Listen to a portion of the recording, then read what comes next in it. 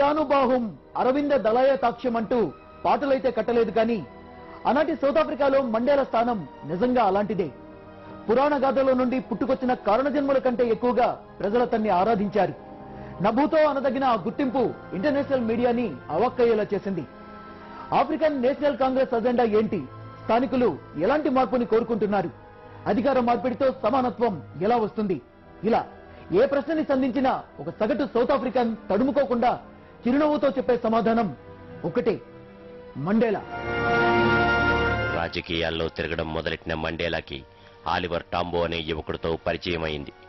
Lawyer కావాలని ప్రయత్నాలు చేస్తున్న టాంబో అప్పటికే నల్లజాతి హక్కుల కోసం జరుగుతున్న పోరాటంలో చురుకైన కార్యకర్తగా ఉన్నాడు. మిలిటెంట్లా కరకుగా కనిపించే మండేలా ఆలోచనాపరుడులా సౌమ్యుడిలా ఉండే టాంబో కలిసి ఆఫ్రికన్ నేషనల్ కాంగ్రెస్ ని కొత్త రక్తంతో నింపారు. దక్షిణాఫ్రికాకి 1931లో బ్రిటన్ నుంచి స్వాతంత్రమైతే వచ్చింది. కానీ దీనివల్ల స్థానికుల జీవితాల్లో వచ్చిన మార్పేమీ లేదు.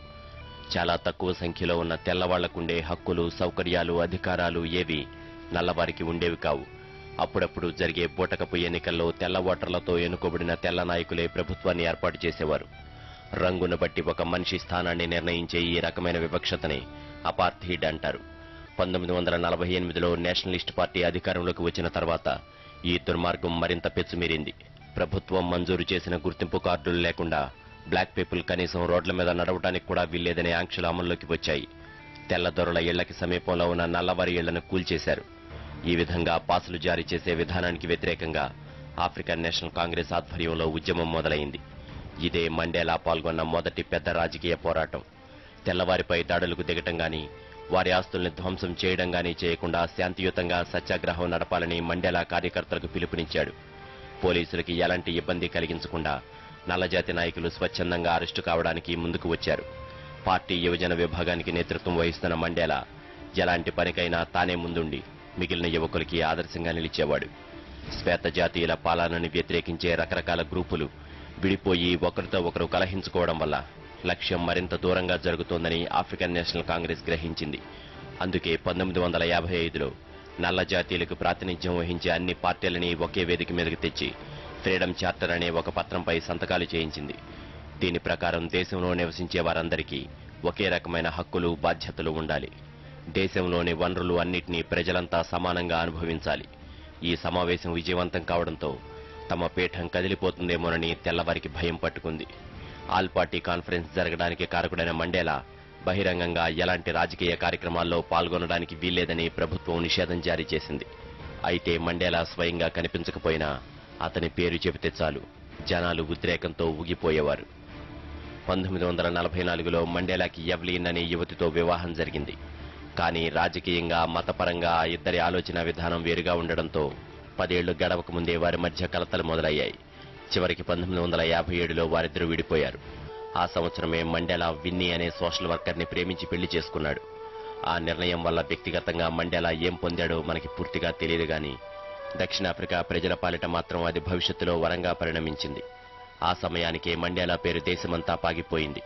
తాము ఏం కోరుకుంటుంది తమకే పూర్తిగా అర్థం కాని అమాయక ప్రజల దృష్టిలో మండేలా ఒక దేవుడు. అతను ఆదేశిస్తే శిరసా వహించడానికి సిద్ధంగా ఉండడమే వారి బాధ్యత. 1955 ఫ్రీడమ్ చార్టర్ని తయారు చేయడానికి సహకరించిన వారందరినీ దేశద్రోహ నేరం కింద విచారించాలని సౌత్ ఆఫ్రికా ప్రభుత్వం నిర్ణయించింది. 4 సంవత్సరాల పాటు సాగిన ఈ విచారణలో భాగంగా ప్రతి ఒక్కరూ ప్రతిరోజు కోర్టుకు రావాలని ఆదేశించింది. కనీసం వారానికి ఒక్కసారైనా ఇంటికొచ్చి పిల్లల్ని చూసుకునే అవకాశం లేనంతగా మండేలా రాజకీయాల్లో ఇరుక్కుపోయాడు. కుటుంబ భారమంతా విన్నీపైనే పడింది. నాయకులు కోర్టులో ఉంటే వీధుల్లో ఉద్యమాలు నీరుగారిపోతాయనుకున్న వారికి జరుగుతున్న పరిణామాలు మింగుడు పడలేదు. అంతకు ముందెప్పుడూ లేని విధంగా లక్షలాది ప్రజలు ప్రత్యక్షంగా ఆందోళనల్లో పాల్గొన్నారు. ప్రభుత్వ శాసనాల్ని ధిక్కరించారు. ఆఖరికి ప్రాణాలు పోతున్నా లెక్క చేయకుండా స్వాతంత్ర్యమే ముఖ్యమని నినదించారు. భయంతో వణికిపోయిన శ్వేత ప్రభుత్వం ఉక్కుపాదం మోపి వారిని తొక్కిపారేయాలని చూసింది.